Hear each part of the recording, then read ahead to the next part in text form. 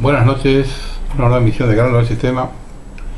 Y empecé el programa con un artículo que publicó el Washington Post, uno de los diarios más importantes del mundo, sobre Argentina, y reciente, el 27 de octubre. Es interesante observar lo que piensan de nosotros porque después obran en consecuencia.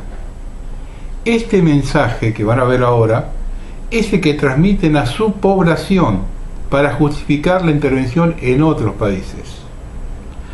Escuchen con atención lo que dicen de nosotros. La Argentina tiene el problema más serio del mundo. Ningún país podría encontrarse en su camino con una dificultad mayor.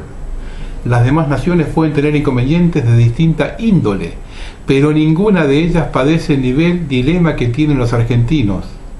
El país se angustia por lo que prefiere. No hay drama mayor para una nación vivir en permanente frustración por lo que no son otra cosa que las consecuencias de sus preferencias, constituyen una encerrona de la cual es muy difícil salir. La Argentina no tiene un problema económico, social o político, tiene un problema médico, un problema de orden psicológico profundo que le impide resolver lo que no son otra cosa que los efectos de esa causa madre. Que un país viva en conflicto por lo que son las consecuencias de sus preferencias libres constituye una dificultad de tal magnitud que sinceramente no sé si la cuestión tiene solución. Pues bien, ¿cuál es esa maldita preferencia? ¿Qué es lo que los argentinos secretamente prefieren y contra lo que se enojan cuando efectivamente esa preferencia se materializa? Esa preferencia no es otra que la pobreza. Los argentinos prefieren la pobreza. Por supuesto, no van a emitirlo a viva voz. De hecho, viven enojados contra la pobreza, o al menos eso dicen. Porque lo que en realidad les ocurre en materia de enojos es algo bien distinto. Si uno analiza las corrientes que imperan consciente o inconscientemente en el espíritu argentino, verá que lo que mayoritariamente sobresale, lo que culturalmente predomina, es una oposición a la riqueza. En efecto, el argentino está en guerra contra la riqueza. La corriente mayoritaria que emerge desde las entrañas más profundas de la cultura nacional consiste en una resistencia impenetrable contra la riqueza, contra la idea de ser rico. El Papa Francisco es quien mejor ha expresado la esencia de esa corriente con su frase: la riqueza es el estiércol del diablo. Quizá no haya un resumen más perfecto de la morfología social que distingue a los argentinos que esas palabras de Bergoglio. La riqueza es un pecado. Sin embargo, en un retorcimiento que complica aún más el problema, en un determinado tipo de riqueza y un determinado tipo de rico, el que el argentino desdeña, y por el que siente un profundo asco. Y empiecen a escuchar bien, La riqueza que los argentinos repugnan es la que se produce como fruto del éxito lícito. Paralelamente entonces al tipo de rico que el argentino odia, es al que obtuvo su riqueza por la vía del triunfo en la vida laboral legal.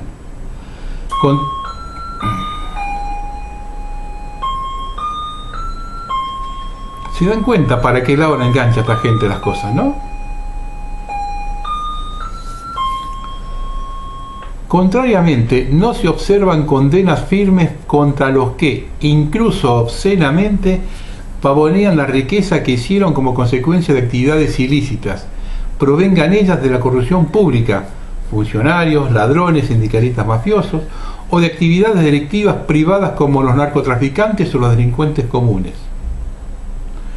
El prototipo del argentino que ha resistido socialmente, resistido viene de resentimiento, es aquel que tuvo éxito material en la vida por la vía del trabajo lícito.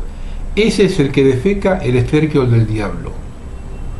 Por lo tanto, a ese personaje hay que bajarlo de donde está, y por supuesto no es un modelo a imitar o a emular, sino un arquetipo al que envidiar, maldecir, destruir.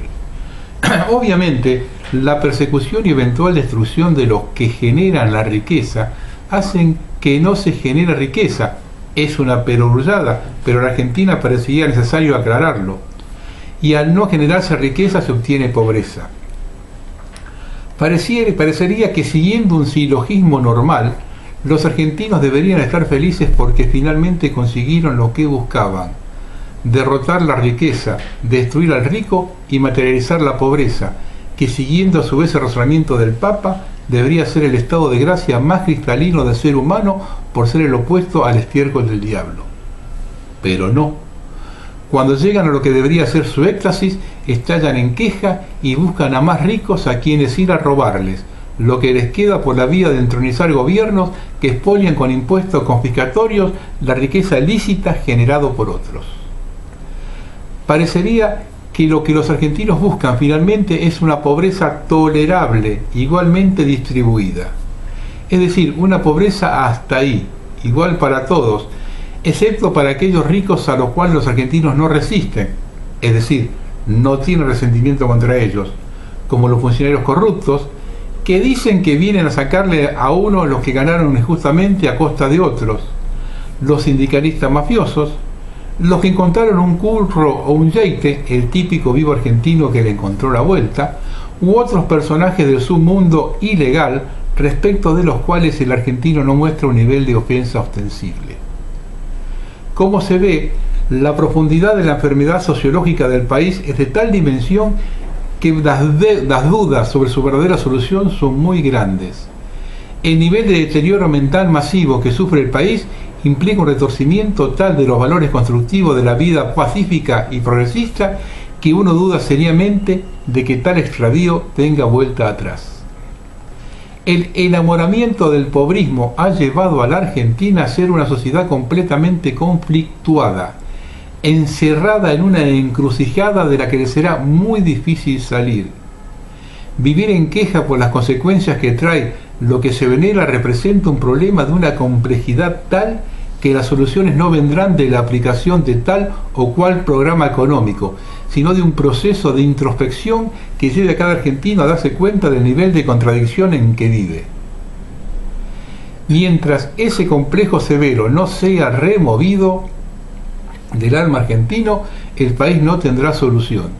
Nadie vivirá mejor venerando vivir peor. Y si se considera que vivir monacalmente es mejor que vivir en la abundancia, los argentinos deberían renunciar a la abundancia y acostumbrarse a los límites materiales de la vida monacal. Ojo con esto. Ahora, recurrir al delito, a la corrupción, al robo, al narcotráfico para producir ilegalmente lo que se niegan a generar bajo el imperio de la ley, no hará que el país sea rico. Lo que posiblemente surja, o mejor dicho, se consolide, es una nueva nobleza compuesta por mafiosos, funcionarios corruptos, narcos amparados por el poder y revolucionarios de pacotilla que vivirán como reyes. Pero los argentinos honrados se hundirán en la pobreza, en esa misma pobreza que el Papa argentino tanto les enseñó a reverenciar. Este es el artículo. Leyendo el informe, nos damos cuenta que estamos ante una proclama del imperio estableciendo las reglas de juego. Les pregunto, ¿qué hubiese pasado si nos hubieran dejado manejarnos solos sin ningún tipo de interferencias? En cada momento crucial de la historia argentina estuvieron para torcer los acontecimientos. Cada vez que nuestro país intentó organizarse, allí aparecían para generar nuevos problemas. No podemos dejar de notar que tuvieron la colaboración de la casta dirigente de siempre, las 106 familias que nos manejan desde siempre, plagados de traidores. De hecho, a través de los años encontramos más traidores que próceres. Paso a detallar esos momentos. 1810. De inmediato de producida la secesión de España, la contrarrevolución promovida por Inglaterra, con Moreno como principal referente, ¿no? 1824. Promueven como presidente a Bernardino Rivadavia, responsable de la separación de la banda oriental y generador de un empréstito que se tardó 80 años en pagar, del cual llegó a Buenos Aires solo el 18% y se pagó el 800%. 1832. Naves norteamericanas destruyen las instalaciones argentinas en las Islas Malvinas, dejando el camino abierto para la usurpación británica en 1833. Durante toda la gestión de Juan Manuel de Rosas se lo hostigó con continuos bloqueos e invasiones en los ríos interiores.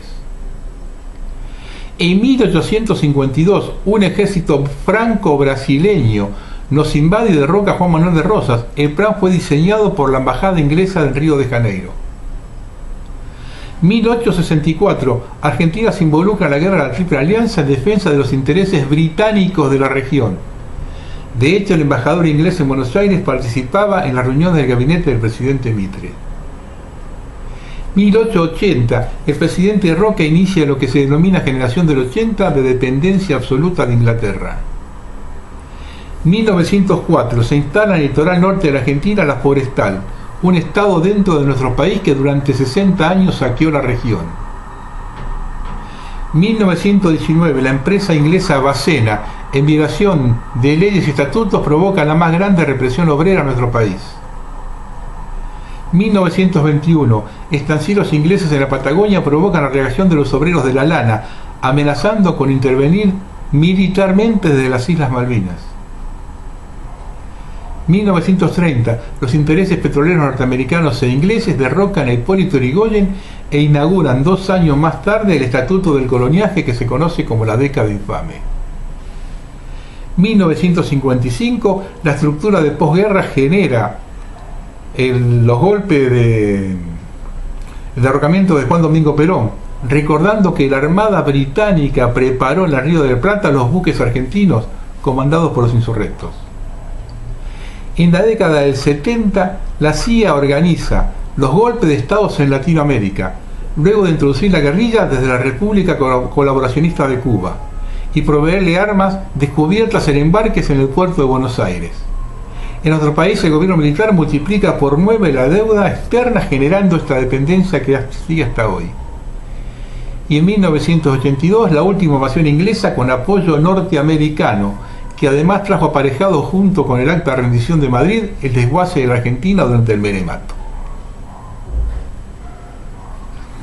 Dicen que nosotros avalamos la riqueza que proviene de ilícitos. Hay que tener cara de piedra para sostener esto. Estados Unidos ha saqueado el mundo, colocando como punta de lanza la violencia de sus fuerzas armadas, destruyendo todo lo que hay a su paso y en su propio beneficio violando lo más elementales normas de convivencia. También manifiestan que no castigamos a los responsables de la corrupción. ¿Cómo los vamos a castigar si todos eran empleados de las empresas multinacionales? Es increíble cómo miente esta gente. Oculta los hechos y engaña a todo el mundo.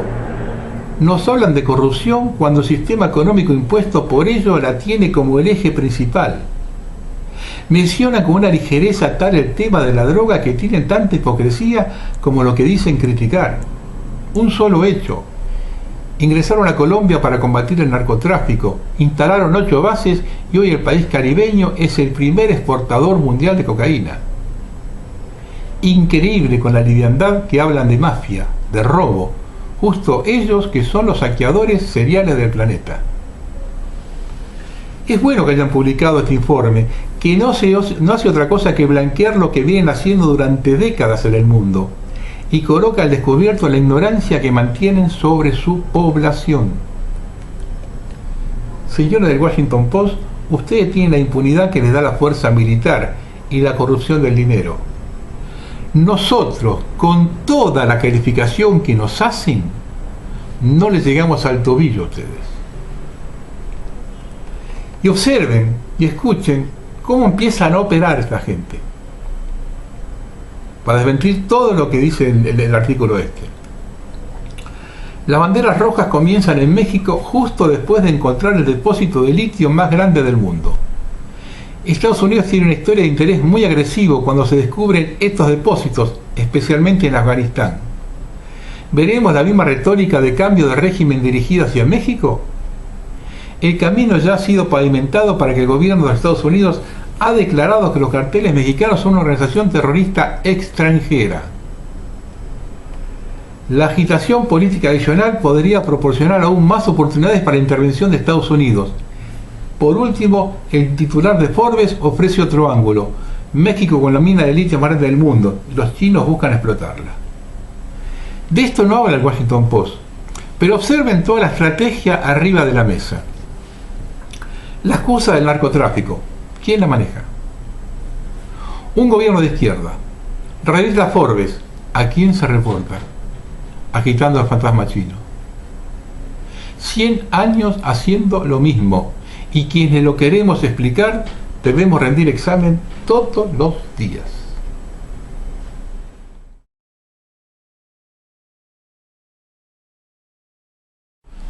Acá hay que empezar a hablar claro, y la única verdad es la realidad. En Argentina existen 106 familias con fortunas de 100 millones de dólares o más cada uno, que concentran casi el 10% de la riqueza total del país. Estos 106 hogares suman activos por 28.450 millones de dólares.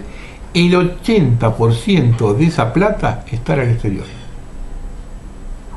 A su vez, hay 43.603 familias que tienen fortunas de al menos 1 millón de dólares. Ellas concentran el 61% de la riqueza. Representan el 0.37% del total de los 11.700.000 hogares del país. Esos casi 43.603 hogares atesoran cerca de 198.300 millones de dólares. De esa suma, 149.800, el 75.5% están radicados en el exterior. Por ende, entre 43.706 familias concentran el 70% de las riquezas totales de nuestro país. Acá reside el núcleo del problema, que siempre es de clase y genera desigualdad social. Estos datos surgen del informe Global Wealth del Boston Consulting Group, el BCG.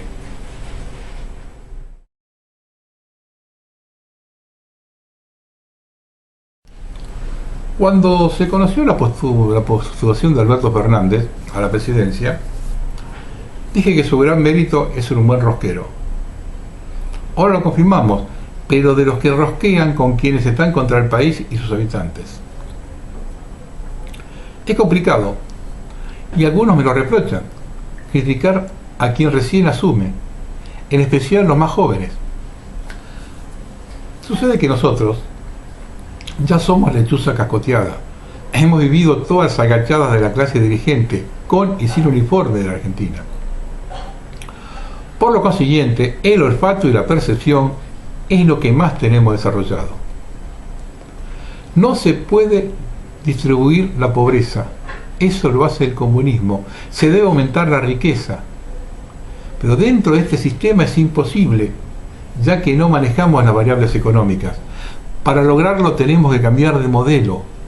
Para conseguirlo debemos contar con una dirigencia independiente, con compromiso con el país, con mucho coraje y con un proyecto nacional a largo plazo. Con ninguna de esas condiciones cuenta la dirigencia argentina, la actual y las anteriores.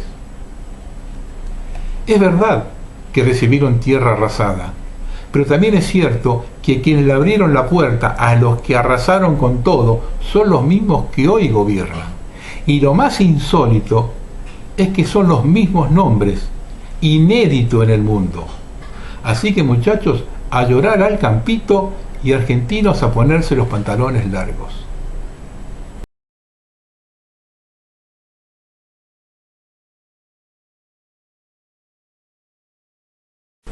Vamos a analizar algunas cosas. Dice que va a seguir ejerciendo como profesor en la Facultad de Derecho. Ahora empezamos a comprender el motivo por el cual los abogados le dan tantos dolores de cabeza al país. No conocen la Constitución. El artículo 92 de la misma dice lo siguiente: el presidente y vicepresidente disfrutan de un sueldo pagado por el Tesoro de la Nación que no podrá ser alterado en el periodo de su nombramiento. Durante el mismo periodo no podrán ejercer otro empleo, ni percibir ningún otro monumento a la nación ni de la provincia. Clarito, ¿no? Esto que parece una nimiedad a esos niveles es muy significativo. Le dio un consejo a Alberto: siga yendo a la facultad, pero siéntese en un banco, acompañado por varios de los abogados que integran su gobierno, y no se percataron. Del monto de las jubilaciones quiero esperar hasta marzo, que es la fecha del nuevo aumento. Es raro que quien dice defender a los jubilados deroga un sistema que, dada la inflación del último año, los favorecía. Es decir, cuando se produce la inflación, a sufrirla y aguantarla. Cuando llega el momento de la cosecha, a la lona. Quiero esperar a marzo.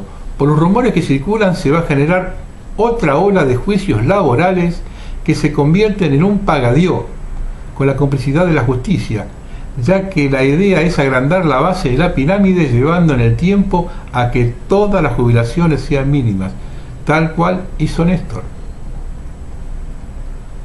Son las cosas insólitas de la Argentina.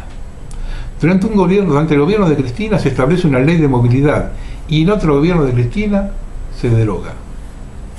Hay más, cuando quieren cambiar la fórmula arrojan toneladas de piedras, al derogarla se aplaude.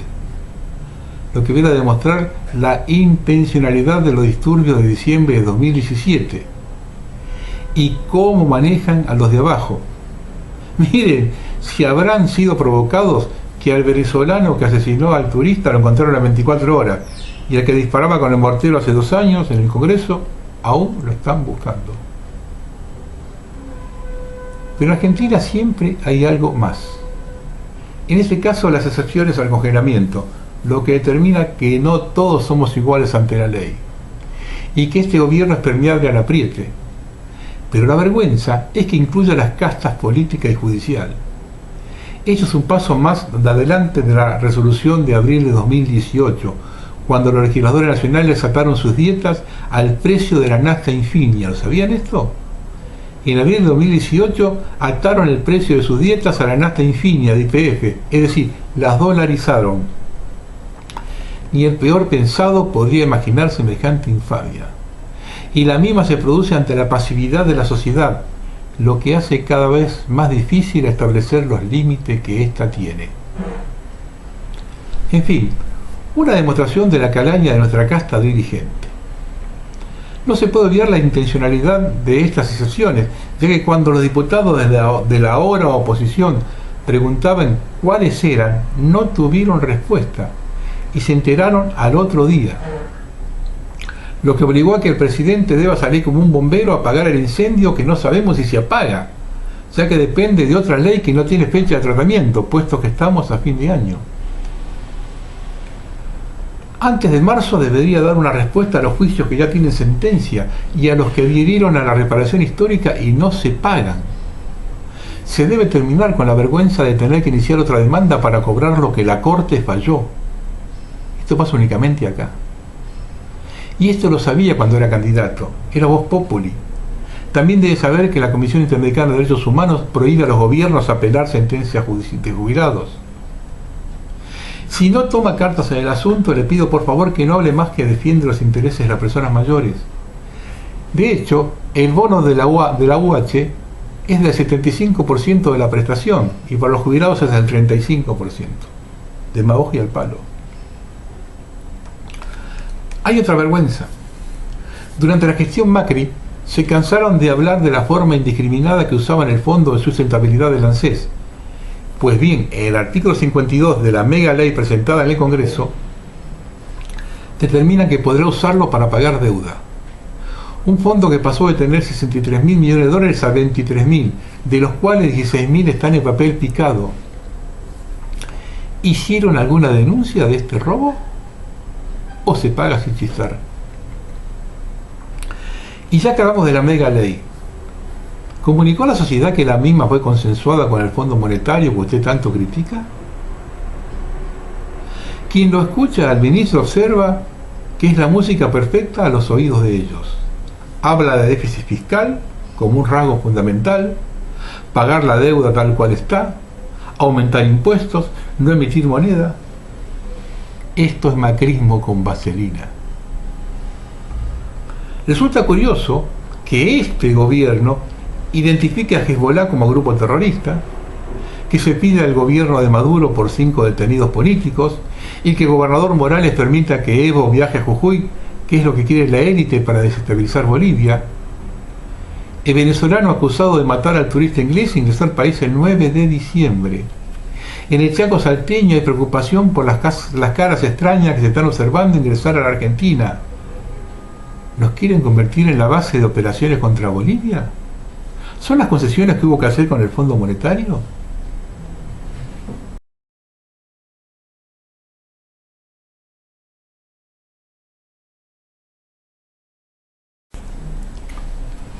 De la deuda quiero hablar un instante.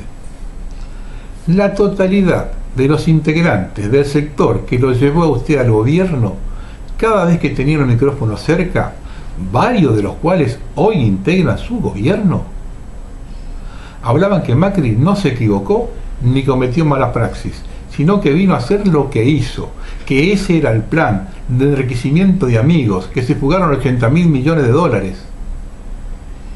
Y ahora resulta que se paga calladito la boca y sin revisar nada. Es decir, el pueblo poniendo esta baraganza. Exactamente lo mismo cuando Alzogaray y Alemán manifestaban que había que pagar la deuda de la fiesta, refiriéndose a la deuda externa dejada por los militares. Una fiesta donde acuden las 106 familias que mencioné. Ha designado como negociador de la deuda a Daniel Marx. Desde la dictadura con Cavallo que negocia. La noticia de que el gran negociador vuelve al ruedo ha producido algarabía en los círculos de Wall Street, los buitres, bancos extranjeros y fondos de inversión. Daniel Marx fue quien en el año 1985 desactivó la auditoría del Banco Central que hubiera dejado al descubierto la gran estafa que fue y sigue siendo la deuda externa argentina por parte de nuestros acreedores privados. Fue además un estrecho colaborador de Domingo Felipe Cavallo cuando siendo secretario de Finanzas y quien manejó el recordado Plan Brady, cuya consecuencia fue que creciera nuestra deuda de 62.000 millones a 145.000 millones de dólares a finales de 1992. Finalizado su trabajo, fue contratado por el mismo Nicolás Brady, viviendo en los Estados Unidos. Luego, unos años, volvió a la Argentina a seguir manejando el sector de la deuda externa y fue viceministro de Economía de José Luis Machinea durante el gobierno de Fernando de la Rúa. Fue también uno de los responsables del recordado megacanje el año 2001, que aumentó en más de 20.000 millones la deuda por los enormes intereses que se pactaron. Imaginamos, entonces, con estos antecedentes, cuál será su aporte y cómo se justificará con una hojarasca dialéctica a la cual son tan adeptos los economistas ante un nuevo acuerdo por la deuda externa. Como dijo Scalabrini Ortiz, el hombre justo en el lugar justo en el momento justo. Como se ve, esto es lo que vendrá a la Argentina. Más de lo mismo. Por izquierda o por derecha, siempre van y vuelven los mismos personajes que nos han traído a este estado de cosas tan deplorables y execrables en los últimos 40 años de nuestra historia. Los medios, por supuesto, nada dicen de esto a la gente, y si nombran a Marx es para venderlo como un experto en cuestiones de negociación de deuda.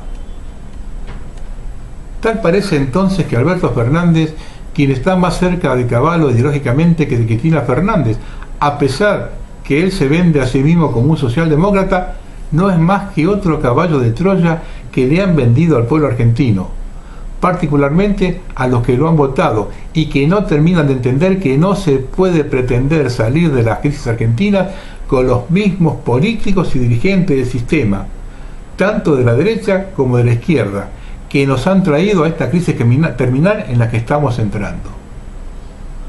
Todos funcionales a la agenda del nuevo orden mundial, contrarios a los intereses nacionales y de soberanía. ¿Quieren otra prueba de que esto es macrismo con vaselina y ante quienes se arrodillan este gobierno? Miren. Esta mujer es la esposa de Pepe Albistur, la persona que le presta a Alberto el departamento en Puerto Madero. Pregunto, ¿la sociedad tiene que hacerse cargo del favor que le hizo, tomando a esta inútil que no sabe que Midrin es Lewis, un usurpador de la Patagonia que tiene una pista de aviación en Puerto Lobos que era cabecera de playa de los ingleses en nuestro territorio? Esta es la persona que Cristina Fernández fue a apoyar en el cierre de la campaña por la Intendencia de La Plata. ¿Tanto le erraron? ¿O comenzaron a dormir con el enemigo? Yo les aviso, en especial a aquellos que dicen que solo tiro pálidas, No es culpa mía si no tiro flores. También es necesario que se publique el acuerdo con el Fondo Monetario, ya que Russia Today está difundiendo un video en el que manifiestan que dicho acuerdo tiene como garantía la Patagonia. En Argentina. Por cierto, volviendo al FMI, ¿sabe qué es lo que se rumorea? Insisto, solo es un rumor, no lo sé a ciencia cierta. Pero lo que se dice es que si el FMI ha decidido prestarle 50 y pico mil millones de dólares a un país que incumple repetidamente el pago de su deuda, no es solo por las inquietudes geopolíticas, que las hay, sino porque Argentina ha ofrecido como aval la Patagonia, la joya de la corona del país, una región preciosa de las más hermosas del mundo. ¿Qué me dice? Parece que... ¿La Patagonia como aval? Eso se rumorea. Es un rumor. Sí, pero no me sorprendería. Pues tiene usted buenas fuentes, Nick. ¿Hasta qué punto tiene fundamento ese rumor? Porque si fuera cierto, sería una catástrofe de proporciones absolutamente épicas. A ver, ¿a quién le interesa la Patagonia? Pues a las élites, como las de los bancos, las de Hollywood, o las del mundo de la política, que han adquirido un montón de activos inmobiliarios en ella. De hecho, cuando Obama visitaba Argentina, siempre se escapaba unos días a la Patagonia sin que nadie supiera exactamente a qué iba. Y eso es algo de lo que el mundo no es consciente, porque solo se hacía eco de ello la prensa argentina. ¿Qué demonios iba a hacer Obama en la Patagonia? Insisto, las élites están comprándose un montón de viviendas en la Patagonia, que para ellos constituye también un lugar interesante. No sé exactamente qué es lo que está... Se nos dice que la madre de todas las batallas es la negociación por la deuda. A ver, problema que hace 4 años no existía. Pregunto, ¿qué se hace con los que generaron el problema? ¿Hay alguna denuncia por traición a la patria? ¿Qué decisión va a tomar con la entrega de oro a Inglaterra? Acá la lógica es jódanse y paguen lo que los otros se robaron. Lo más curioso es que para negociar con el Fondo Monetario, eliminar el hambre o combatir la pobreza, no hacía falta semejante despliegue ni declarar emergencia. Solo era necesario ponerse a trabajar. Es muy probable que quisieran demostrar buena letra con el poder global. Reitero, esto es macrismo con vaselina. Alberto, nadie como usted conoce la dimensión de la cornisa por la que transita. Parece que no le importa o se siente con impunidad para hacer lo que quiere. ¿Me puede explicar algo? Cristina tiene varias causas que se generaron o difundieron a través de publicaciones de Clarín. De hecho, el procesado Daniel Santoro pertenece a ese medio. Hubo un fallo de la justicia donde se demostró la influencia de las mentiras de Clarín en las elecciones de 2015. Cristina manifestó estar muy preocupada por la salud de su hija, a la que involucraron en hechos delictivos. Su alegato ante el tribunal es muy elocuente al respecto. Y en su visita a la Asociación de Empresas Argentinas acudió Héctor Mañeto y usted habló sin hacer comentario alguno. Puede ser una cuestión de protocolo. Ahora, cuando terminó de hablar, se sentó en la misma mesa. Pregunto, ¿Cristina no dijo nada? ¿Usted que tanto la defiende, tampoco? A mí lo que me lleva a pensar es que desde 2015 vivimos en la total de las hipocresías.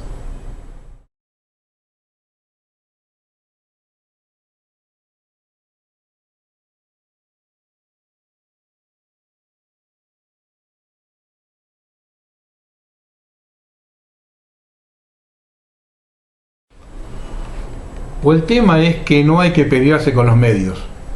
Para que todos, al unísono como ahora, lo único que dicen es que hay que pagar la deuda sí o sí, colocando a la Argentina al borde del precipicio si no se lo hace. Estoy cansado de decir que venimos repitiendo la historia. Cuando Nicolás Avellaneda tranquilizó a los tenedores de bonos argentinos diciendo que había que ahorrar sobre el hambre y la sed de los argentinos para honrar sus deudas, 1 de mayo de 1876, lo hizo sabiendas que no todos se habían beneficiado por igual con el endeudamiento público. Una parte de esos fondos no despreciables habían sido destinados al gasto de la guerra con el Paraguay, generada por Inglaterra, y posteriormente para sofocar las guerras jordanistas y hasta la misma revolución de 1874 que Mitre había organizado para impedir el acceso de Avellaneda a la presidencia. Al menos de ese dinero se conocía el destino. Pero el mismo Sarmiento reconoció que durante su presidencia en 1872 se había contraído un empréstito que no sabía cómo emplearlo. Seguimos haciendo lo mismo y esperamos resultados diferentes. Otra cosa que no se ve es el sacrificio de la clase dirigente. Si se cansan de decir que estamos en una emergencia, necesitamos ver el aporte de ellos. Por ejemplo, disminuyeron la cantidad de choferes, de asesores, de viajes al exterior, de clase en los aviones, de la suma de los viáticos y de todos los privilegios que tienen. Con los ingresos de los otros hacen lo que quieren, con los propios no se tocan. La cuota más grande de hipocresía se vio en el debate parlamentario. La oposición criticaba algo que si ellos fueran gobierno lo hubieran presentado, y el oficialismo defendía algo que 2 meses atrás no lo hubiera votado. En el menemato pasó lo mismo. Los que querían matar a Alfonsín cuando presentó la privatización de YPF fueron los mismos que festejaban 2 años después aplaudiendo en el Congreso. Esa es nuestra clase dirigente. Y algunos me critican cuando los coloco a todos en la misma bolsa. Por último, ¿por qué no se plantan usted y el ministro frente a la sociedad y le explican lo que en realidad de la herencia recibida en detalle? Si pide un esfuerzo, la ciudadanía tiene un derecho de conocer los motivos. Hablar de tierra arrasada y sin explicarlo en detalle suena a blableta. ¿O seguimos en la lógica de ocultar los hechos o no agitar las aguas teniendo en cuenta las réplicas que podían venir del otro lado? Hay caso. La clase dirigente argentina tiene comportamiento de casta privilegiada. Hemos retrocedido al régimen de vasallaje. Tanto Macri como Fernández durante la campaña dijeron que no había más ajuste. Nos mienten una vez, otra vez, y van.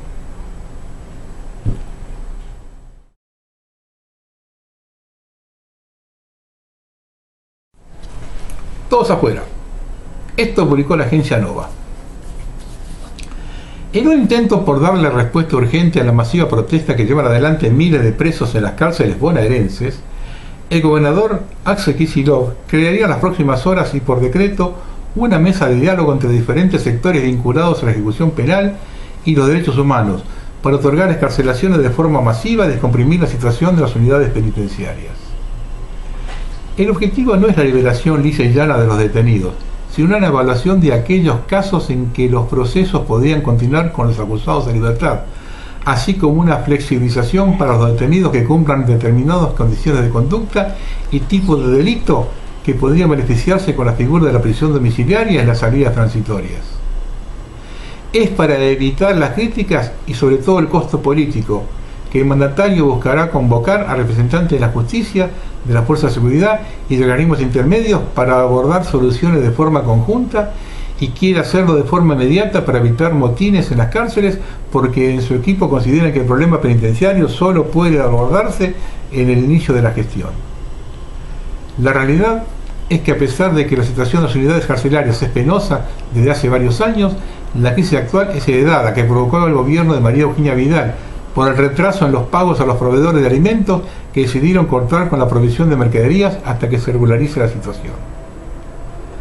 De todas maneras, la medida no deja de ser controversial y según trascendidos la decisión de Kicillof ya estaría tomada y solo falta definir de qué manera se va a justificar lo que en principio resulta injustificable: liberar por lo menos a 20.000 presos para mejorar las condiciones de las cárceles. Bien. Yo vuelvo sobre lo mismo. Todo esto nosotros ya lo vimos. En el 73, famoso 25 de mayo, cuando asume Cámpora, se saca la ley de amnistía para liberar a todos los presos, todos los terroristas que estaban presos. Pero no vivimos en Suiza nosotros, vivimos en Argentina. Averigüen cuántos presos comunes salieron, juntos con los presos, los guerrilleros, cuántos presos comunes salieron atrás. Bueno. Axel, no había nacido en esa época vos todavía, pregunta y averigualo, lo que pasó en el 73.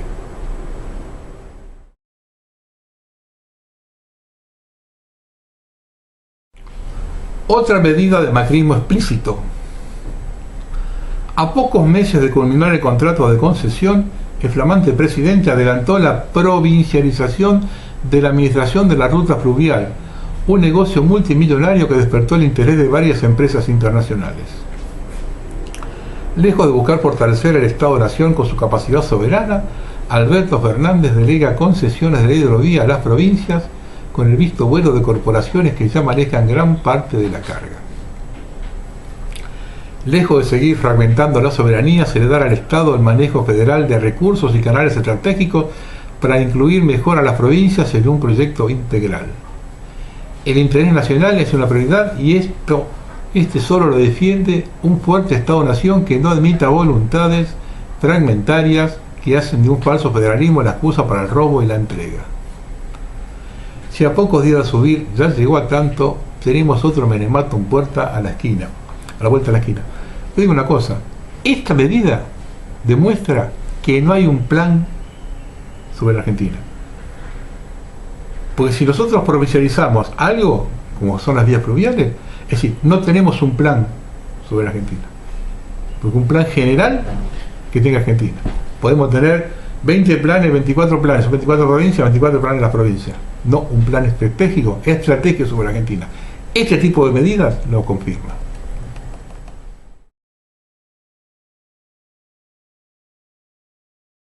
Quiero decir una cosa cortita sobre la escuela de Frankfurt.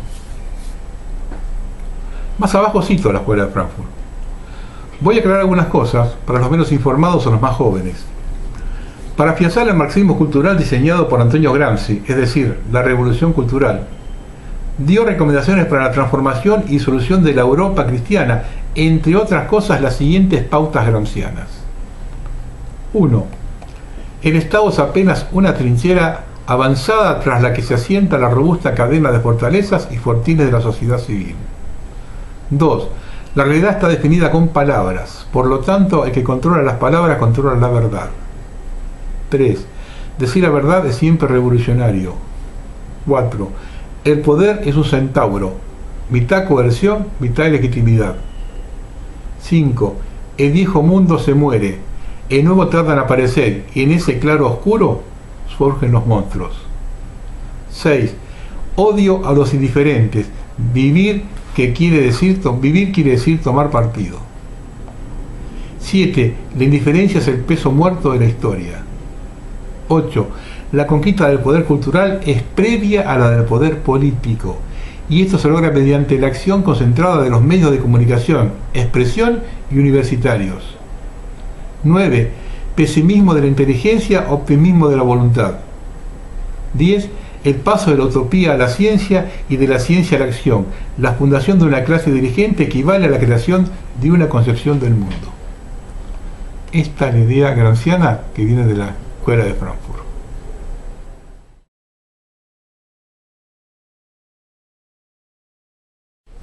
A ver, vamos a ver otra reflexión.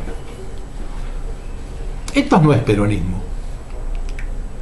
Es su utilización para impulsar medidas en contra de la soberanía de la nación y sus ciudadanos, tratando de que el gran movimiento nacional de ciudadanos no ofrezca resistencia a su implementación, creyendo que es peronismo doctrinario, cuando es todo lo contrario. El objetivo es desprestigiar al peronismo político infectado de infiltrados que simulan ser representantes del movimiento y de los intereses de las minorías confundidas, mientras que en las sombras meditan someterlas a la continuidad de su tiranía, para acabar con las representaciones políticas legítimas que desde abajo hacia arriba promueven la voluntad del pueblo soberano sobre cualquier interés foráneo, neocolonista, explotador. En su metodología es similar al gobierno radical que ya ha sido utilizado con los mismos fines en el gobierno anterior. La Unión Cívica Radical ha sido utilizado con los mismos fines en el gobierno anterior, solo como etiqueta, pues se ha hecho todo lo que los infiltrados propusieron, mucho de lo cual con muchas resistencias radicales que notaban la contradicción de sus banderas. ¿Es casual que dos gobiernos sucesivos destruyan los movimientos populares de base nacional? Tengamos en cuenta que quienes hoy gobiernan en nombre del peronismo integraron el Foro de San Pablo, que fue diseñado por la Escuela de Frankfurt. Por ello es que no resulta sorpresa ver la jubilosa impunidad que lucen los infiltrados, merced a un pacto de impunidad entre infiltrados supuestamente enfrentados, que ha mostrado gestos de horror ante la exigencia de revisión de la legítima deuda externa y la demanda sobre la rendición de los 40.000 millones de contubernio con el Fondo Monetario que se han evaporado y que milagrosamente han condensado en las cuentas de conspicuos operadores interesados y partícipes. Además de sentir un gran temblor bajo sus pies cuando se les exige la derogación de leyes y decretos económicos financieros neocolonialistas de Martínez Dios, aún vigentes, y el secreto bancario de actividades ilícitas que se mantienen por leyes secretas simultáneas de ese tiempo de traición y entrega de nuestra soberanía económica financiera nacional.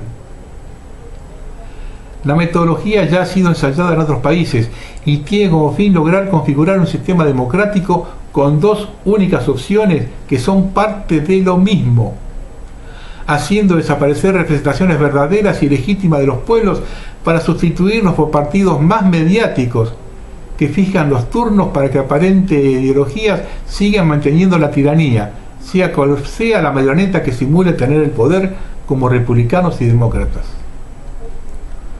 También ocurrió con el comunismo de Stalin, aun cuando fue más sincero y se presentó como partido único, donde se cambiaba la marioneta cuando ya el pueblo no lo soportaba más. Pero al revertir las frustraciones construyó su propia tumba, que hizo que el sionismo optara por las dos opciones de lo mismo, con supuestos enfrentamientos ideológicos en las cuestiones irrelevantes, pues tienen como norma y pacto tácito no debatir en público lo relevante o los negociados particulares. Para todos los hombres de bien, no es difícil releer y reforzar su conocimiento de las banderas, estatutos y doctrinas que hicieron grande a sus partidos legítimamente representando a los pueblos, más aún cuando de cerca hay quienes meditan su desaparición o eliminación, instigándolos con engaños, ya que haciendo lo contrario a lo malo se puede hacer un gran bien a todos.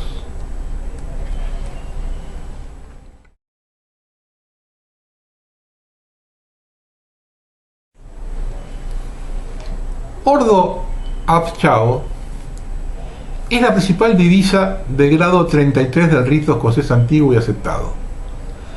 Para algunos masones, también es el lema del rito, se suele traducir con orden al caos, aunque es más ajustado orden desde el caos. No se trata de ordenar el caos, sino que el orden viene del caos. Complicada la situación que se viene en el norte de nuestro país, pareciera que la puja de poder aún no terminó, y siendo imparcial con los intereses de un modelo u otro, los interesados no pretenden ceder ni un centímetro. Ese sería el análisis de superficie para cualquier analista geopolítico mediático que responda a los medios masivos de comunicación. La realidad nos dice que todo esto es un circo en que la puja de poder y control sobre los recursos de la zona, más allá de la división política que represente la soberanía de los países en cuestión, no es un dato a tener en cuenta por el poder real y los capitales mundiales.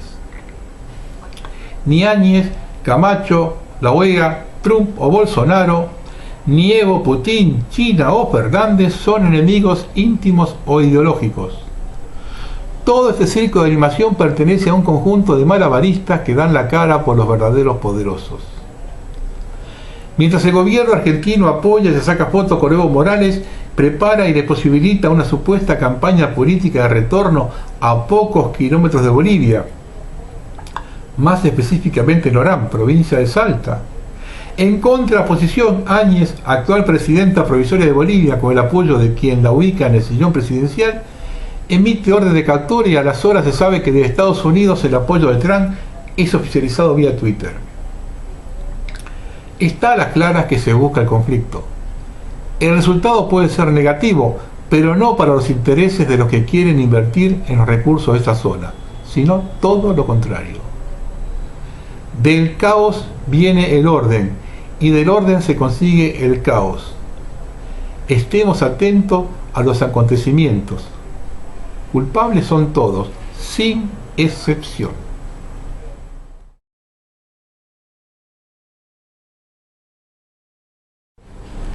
La gente joven se enoja conmigo, alegando que soy viejo, para entenderlo cuando hago referencias negativas a la marihuana. Esto no es de ahora. Se me criticaron en el 2014 al mencionar que Monsanto estaba por elaborar la marihuana transgénica cuando se estaba legalizando el consumo en Uruguay. Ahora le toca a Canadá. Altria, que entre sus marcas más populares controla los cigarrillos Marlboro, empieza a marcar el terreno con su entrada en el accionario del productor canadiense de cannabis Cronos. La maniobra busca abrirse camino a otras áreas más allá del cigarrillo clásico, cuyas ventas se están desacelerando.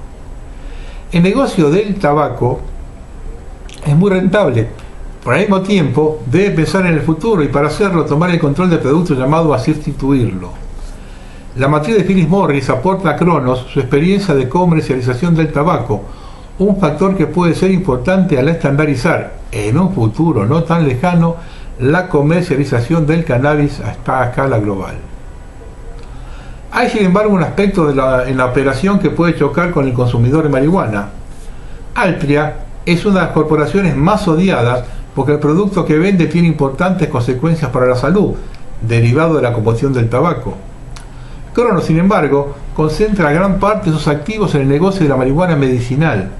Está por ver cómo esta alianza cambia la percepción social de la marca. La inyección de liquidez que le aporta Altria le permitirá no solo reforzar su infraestructura de distribución, aprovechando la escala global del conglomerado, también abrirá el camino hacia el desarrollo de nuevas marcas y productos. Además de Canopy, Cronos tiene otros rivales, Pilray, Aptria y Aurora, sobre la que se especuló que Coca-Cola podría estar interesada. Lagunitas, una marca de cerveza controlada por Heineken, está vendiendo en California agua con infusión de cannabis. Y la filial Molson Coors tiene una empresa conjunta con The Hydropothecary para comercializar este tipo de bebidas en un mercado canadiense. Ustedes sigan enojándose conmigo. Cuando se meten estas empresas, nada bueno hay por detrás. Además sabemos quién maneja el mercado de las drogas, y el cannabis es la puerta de ingreso a las otras.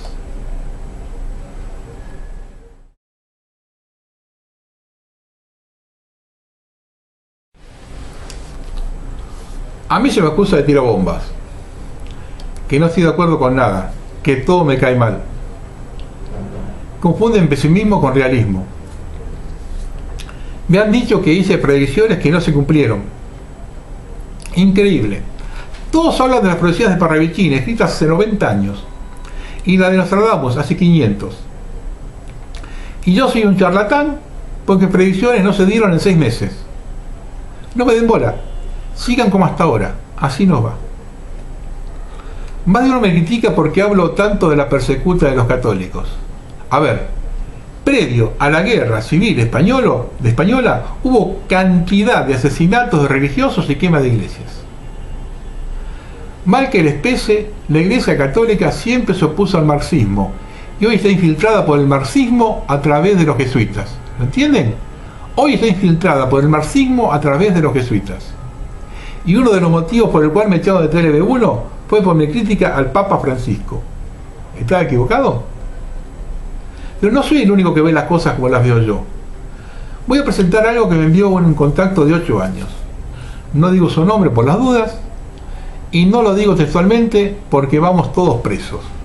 Pero es lo que dice es más o menos como lo veo yo.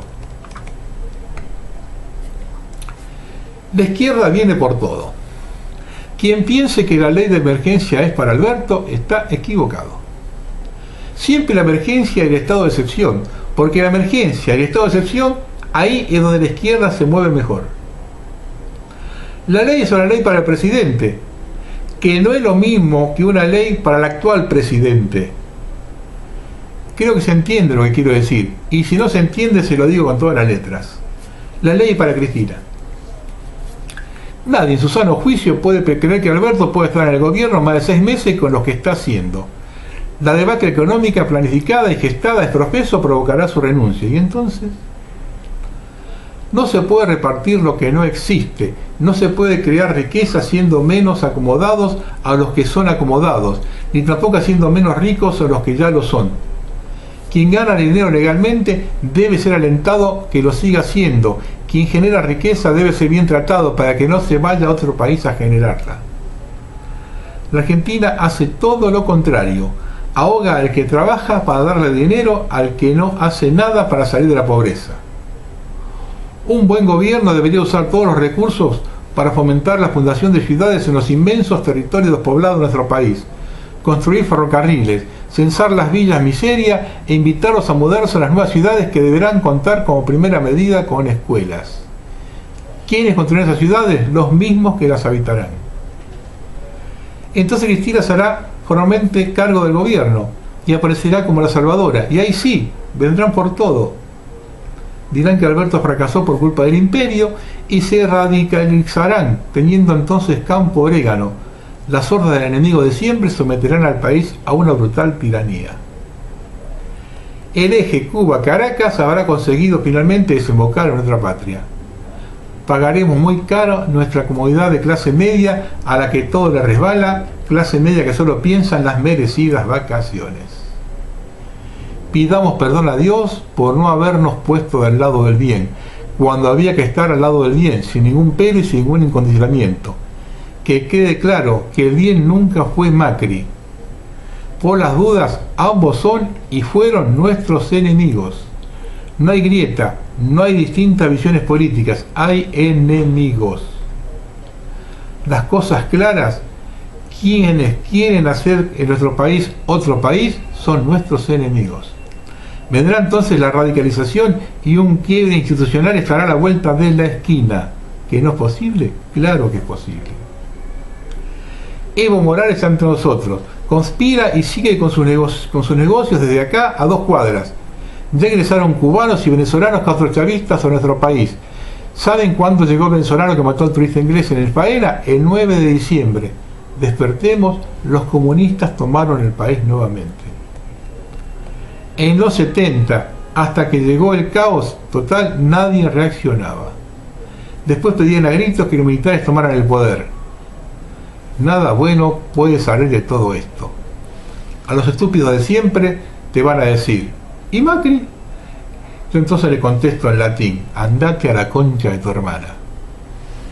Que Dios los ampare, aunque no lo merezcamos.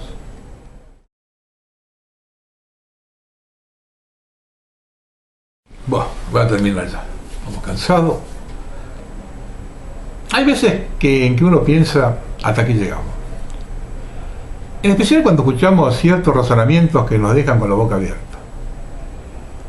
Días atrás, en un programa de televisión, escuché a una persona, un invitado de un programa político, hacer el siguiente razonamiento respecto al asesinato del turista en Puerto Madero. Si el señor al salir de su país hubiese chequeado acerca de la situación social de la Argentina, que está al nivel de algunos países africanos, hubiese tomado las precauciones necesarias o no hubiese venido. Yo todavía no salgo del asombro.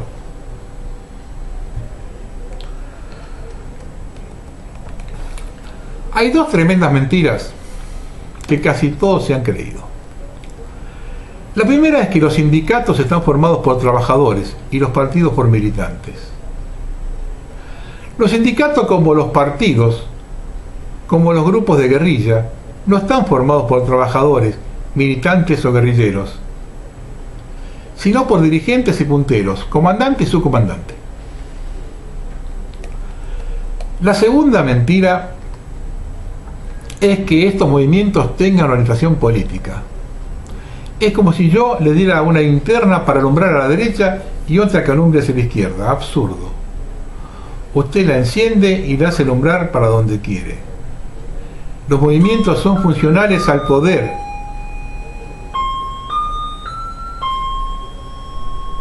Dura más de 1 hora eso hoy, ¿eh?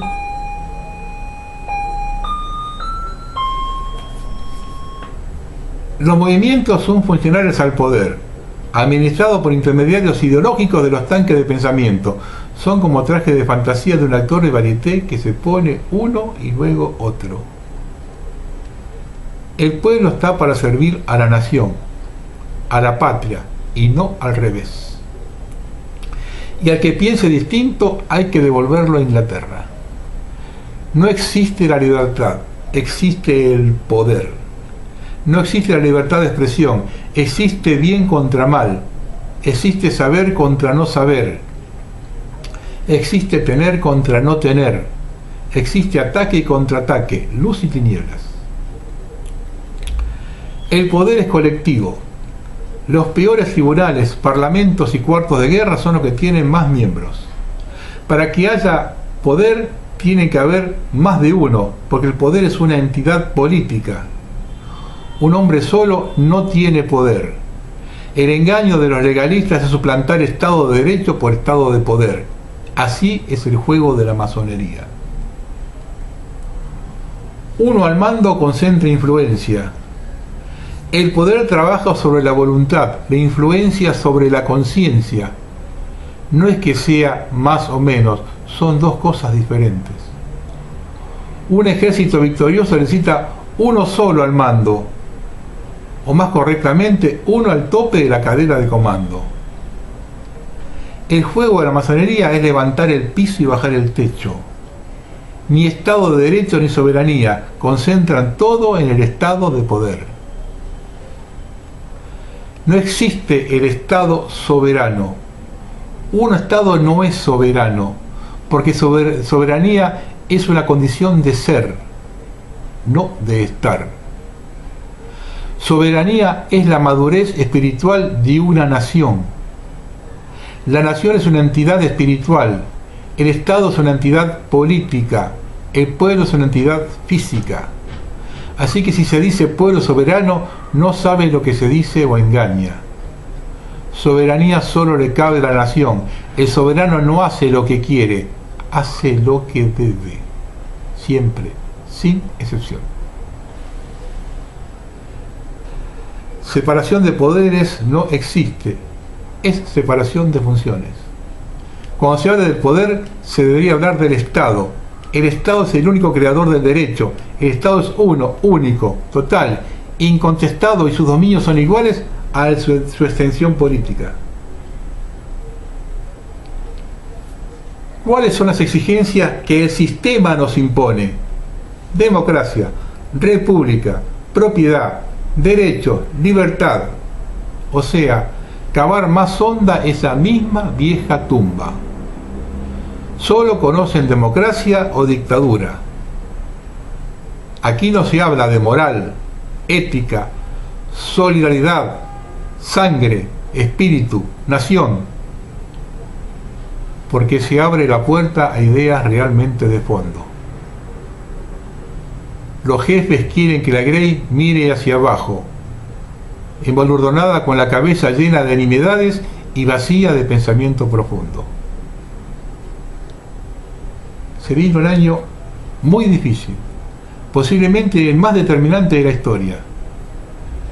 El pueblo argentino no solo no está preparado, sino que no quiere que lo preparen. Lo que no deja de tener su lado positivo. Quienes se deban hacer cargo cuando todo se derrumbe, tendrán las manos más libres. Buenas noches, feliz Navidad.